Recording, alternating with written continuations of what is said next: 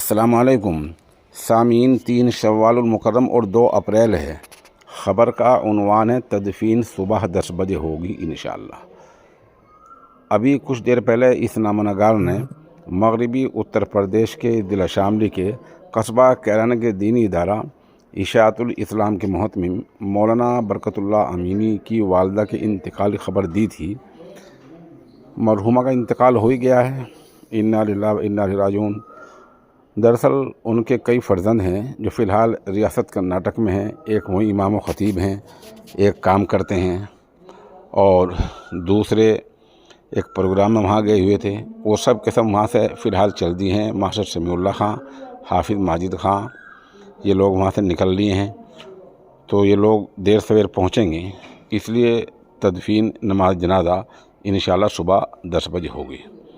ادھر جیسے میں نے پہلے عرض کیا تھا، یہ 10 بھائی ہیں۔ مولانا برکت اللہ امینی ہیں، ڈاکٹر عظمت اللہ خان ہیں، حافظ ساجد ہے، حافظ ناظم ہیں، مولوی عبدالعظیم ہیں۔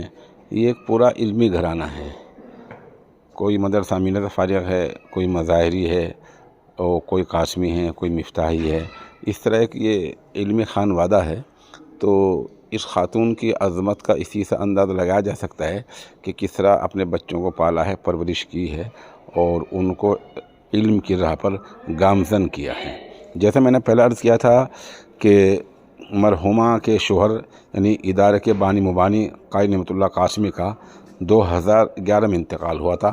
آج مرحومہ ہم سے تقریباً 80 برس کی عمر میں جدا ہو گئی ہیں اور دار فانی کو رخصت ہو گئی ہیں۔